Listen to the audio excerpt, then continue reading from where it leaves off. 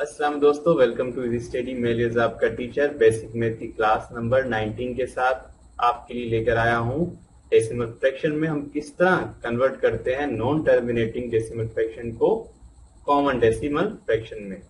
तो चलिए शुरू करते हैं आज की क्लास।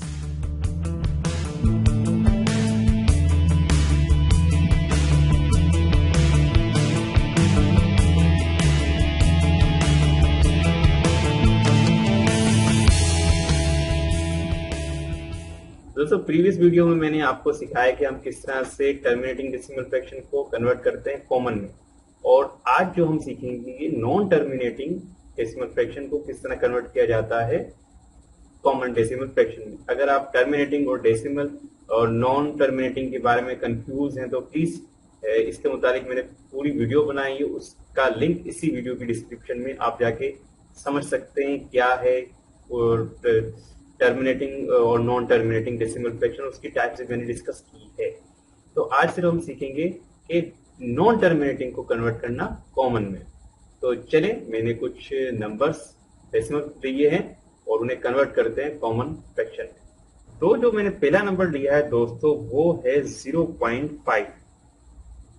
अब 0.5 के ऊपर एक बार है, इसका मतलब ये है कि ये 0.555 चलता ही जा रहा है। इसके ऊपर बार इसलिए 5 पर आए कि ये एलिमेंट 5 रिपीट हो रहा है। अब क्योंकि 5 रिपीट हो रहा है तो बहुत ही आसान तरीका है इसे कॉमन फ्रैक्शन में लाने का। हम अपॉन लगाएंगे और एक 9 लिख देंगे। क्योंकि बार एक नंबर पर है तो हम 9 भी एक ही लिखेंगे और 5 किसी तरह से आ जाएगा। तो 0.555 बराबर होगा 5/9 के। एक और मैं मिसाल लेता हूं, फर्ज करें 0.6 और उसके ऊपर है बार। इसका मतलब ये हुआ 0.666 रिपीट हो रहा है, 66 ही बार बार आ रहा है। फिर मैं अपॉन लगाऊंगा और एक 9 लिखूंगा क्योंकि 9 सिर्फ 6 के ऊपर है, तो ये आएगा 6/9। 6/9 ये दोनों 3 से डिवाइड होते हैं, 3 2 जा 3 3 जा 9, तो ये आया 2/3 और ये बराबर होगा 0.666 और कंटिन्यूस। अगर फर्ज करें कि इस तरह से आए, तीसरी में मिसाल लेता हूं 0.4545 और अब बार आएगी 4 5 के ऊपर क्योंकि 4 5 रिपीट हो रहा है। अब क्योंकि दो नंबर रिपीट हो रहे हैं तो हम अपॉन के नीचे 2 9 लिखेंगे और 45 इसी तरह से लिख देंगे। अब ये दोनों 45/9 ये डिवाइड होते हैं 9 से। 45 होता है 9 टाइम और 9 होता है 11 टाइम, तो हमारा आंसर आया 9/11। तो ये बराबर होता है 0.4545 डैश डैश डैश के।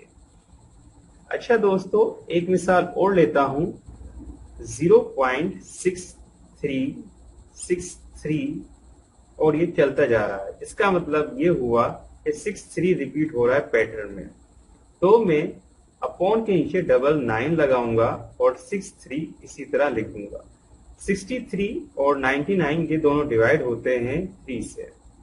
3 2 जा 3 1 जा और 3 3 जा, ये दोनों भी 9 से डिवाइड होते हैं। 9 7 जा और 9 और 3 7 जा 3 11 जा। मुझे 9 से डिवाइड कर देना चाहिए था। 63 7 जा और 11 जा, तो 7/11 बहरहाल आंसर आया और इस तरह ये कन्वर्ट हो गई 0.6363 7/11 में।